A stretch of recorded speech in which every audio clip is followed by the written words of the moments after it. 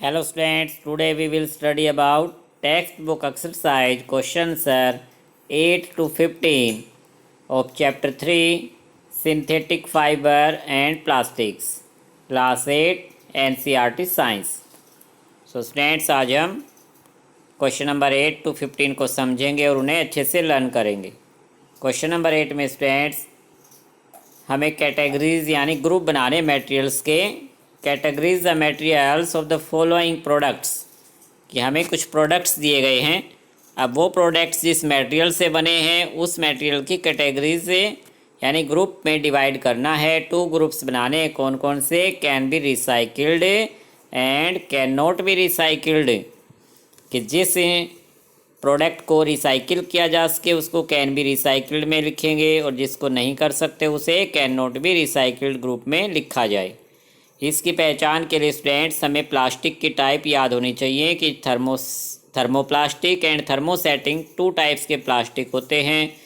जो थर्मोप्लास्टिक से प्रोडक्ट बनते हैं उनको कैन बी रिसाइकिल्ड किया जा सकता है और जो थर्मोसेटिंग से बनेंगे वो एक बार सेट हो जाता है प्लास्टिक, उसको रिसाइकिल नहीं कर सकते तो उसे कैन नॉट बी रिसाइकिल्ड में रखा जाएगा। First product student telephone instrument, ये हमारा थर्मोसेटिंग प्लास्टिक से बना होता है इसलिए can not be recycled. Plastic toys thermoplastic के बने होते हैं, can be recycled. Cooker handles thermosetting plastic से बनते हैं इसलिए can not be recycled. Carry bags, ball point pens, plastic bowls, plastic covering on electric wires, plastic chairs, ये सभी स्टूडेंट्स थर्मोप्लास्टिक के बनते हैं इसलिए can be recycled. Last product student electric switches, जो कि थर्मोसेटिंग से बने होते हैं, इन्हें हम कैन नॉट बी रिसाइकिल्ड में लिखेंगे। सो स्टूडेंट्स इसके आंसर लिखते समय तो हेडिंग डाल लेंगे हम can be recycled and can not be recycled और उन प्रोडक्ट्स को इस तरह से ग्रुप में डिवाइड कर देंगे तो इस तरह से कैटेगरी बन जाती हैं। Next question students question number 9, Rana wants two by A shirt for summer, कि समर सीजन में राना नाम के पर्सन को एक शर्ट बाई करनी थी, खरीदनी थी। Should he buy cotton shirt और shirts made from synthetic material. So students उसके पास 2 चॉइस हैं कि वो कॉटन शर्ट ले या फिर सिंथेटिक मटेरियल से बनी हुई शर्ट खरीदे। हमें एडवाइस करना उसे कि advice Rana and giving your reason, कि रीजन के साथ हमें एडवाइस करना है कि राना को क्या करना चाहिए। तो हम राना को क्या एडवाइस देंगे स्टूडेंट्स?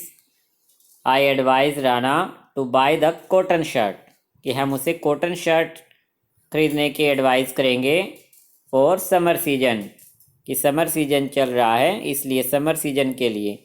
बिकॉज रीजन क्या है कि कॉटन शोक्स द स्वेट, कि जो पसीना आता है हमारी बॉडी में उसे शोक कर लेता है यानी एब्जॉर्ब कर लेता है cotton, and give a dry feeling, और हमारी बॉडी को ड्राई फीलिंग रहती है।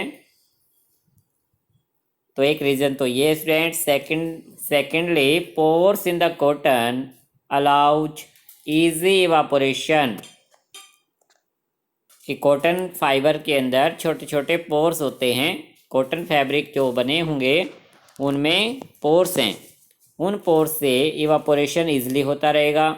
इससे क्या होगा? And keep his body cool, और उसकी बॉडी कूल रहेगी।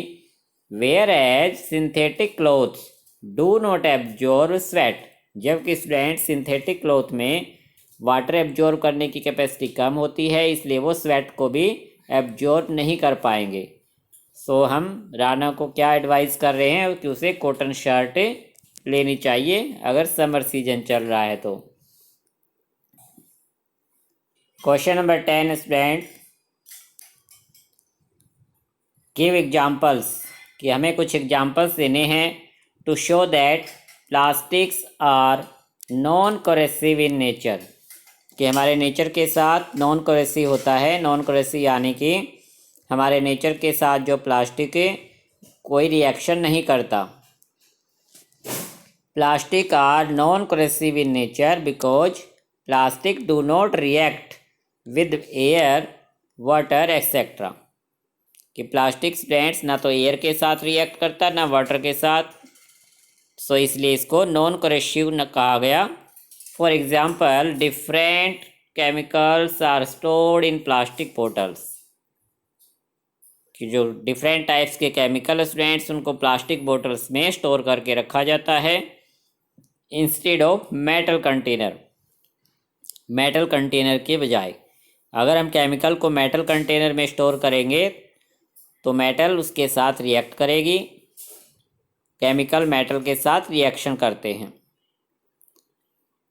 लेकिन अगर प्लास्टिक बोतल में केमिकल को रखेंगे तो प्लास्टिक नॉन कोरेसिव है, इसलिए कोई रिएक्शन नहीं होगा और हमारे केमिकल ठीक रहेंगे। Second students pickles and many food items. कि जो पिकल्स अचार है और बहुत से जो फूड आइटम्स हैं are also stored in plastic container. कि उन्हें भी हम प्लास्टिक कंटेनर में स्टोर करके रखते हैं ताकि हमारा पिकल ख़राब ना हो, क्योंकि प्लास्टिक क्या बताया non corrosive in nature. Question number 11 student should the handle and Bristol of toothbrush. के टूथब्रश के टू पार्ट्स होते हैं स्टूडेंट्स, एक हैंडल है जिसे हम होल्ड करते हैं, एक ब्रिस्टल्स जो हमारे टीथ को साफ करता है। B made of the same material. कि क्या वो सेम मटेरियल के बने होते हैं। हमें इस बात को एक्सप्लेन करना आंसर में कि क्या ये दोनों पार्ट सेम मटेरियल के हैं या डिफरेंट मटेरियल के। No, the handle and bristles of toothbrush should be made of a different materials. कि ये दोनों पार्ट हैं स्टूडेंट डिफरेंट मटेरियल के बने होते हैं। इसका रीजन क्या है। The handle of the toothbrush should B strong.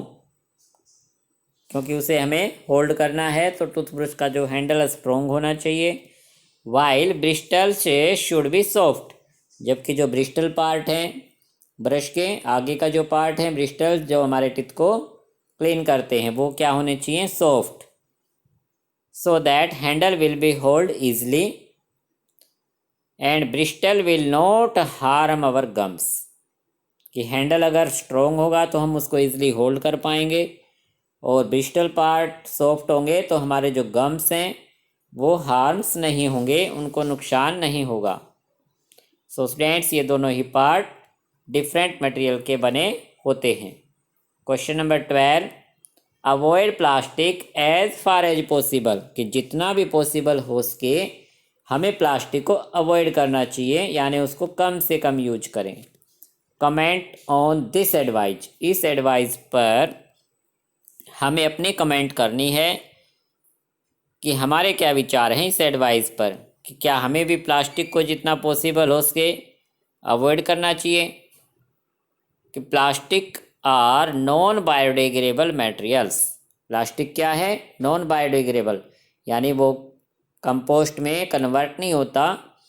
They release poisons gases on burning. और अगर उसे बर्न करते हैं तो उसमें से पॉइजन्स गैसेज रिलीज होती हैं। Plastic can not B finally disposed of. और हम उसे किसी भी तरीके से फाइनली डिस्पोज यानी कि उससे छुटकारा नहीं मिलता, उसे अच्छे से डिस्पोज नहीं कर पाते हैं कि वो हमारे नेचर में बना ही रहेगा। अगर हम उसको ऐसे ही डाल देंगे तो नॉन बायोडिग्रेडेबल है, सोइल की जो फर्टिलिटी उसको कम करेगा। उसे बर्न करने की कोशिश करेंगे तो हमारे इन्वायरमेंट को पोल्यूट करता है। They pollute our environment, so plastic से शुड बी अवॉइड। कि हमें प्लास्टिक को अवॉइड करना चाहिए, यानी कि उसको नज़रअंदाज करना जैसे एज फार एज पॉसिबल। कि जितना भी पॉसिबल हो सके हमें प्लास्टिक का कम से कम यूज करना चाहिए। क्वेश्चन नंबर 13 स्टूडेंट्स मैचिंग का क्वेश्चन है। इसमें हमें मैच करना है match the terms of column A. कि कॉलम ए में जो हमें टर्म्स दी गई हैं विद द प्रेसी। प्रेसी होते हैं सेंटेंस का एक पार्ट, कि सेंटेंस को कंप्लीट हो जाए। कॉलम ए में जो टर्म्स हैं उनको कॉलम बी में जो प्रेसीज यानी सेंटेंस का जो पार्ट दिया गया है उससे मैच करना है कि टर्म्स उस प्रेसी के साथ सही मैच हो। कि पोलिस्टर, पोलिस्टर को हम किससे मैच करें स्टूडेंट्स, कि पोलिस्टर का यूज किस लिए है या पोलिस्टर किस टाइप का फैब्रिक है या किस चीज़ से वो बनता है। कि पोलिस्टर स्टूडेंट्स फैब्रिक्स एक तरह का फैब्रिक है, डू नॉट रिंकल ईजली, कि उसमें ईजली रिंकल्स नहीं पड़ते, सिलवटें नहीं पड़ती हैं। नेक्स्ट है टेफ्लॉन, कि टेफ्लॉन क्या है स्टूडेंट्स, एक तरह का प्लास्टिक है स्टूडेंट टेफ्लॉन। टेफ्लॉन प्लास्टिक से जो हमारे कुकवेयर्स होते हैं, कुकवेयर्स यानी कि जो कंटेनर जो कि किचन में यूज किए जाते हैं फूड आइटम पकाने के लिए, कुक करने के लिए, उस पर जो नॉन स्टिक की लेयर चढ़ी होती है उसमें टेफ्लॉन प्लास्टिक का यूज होता है। कि Teflon used to make non stick cookwares. Next students rayon, rayon नाम का जो फाइबर है वो तैयार किया गया वुड पल्प से, तो prepare by using wood pulp.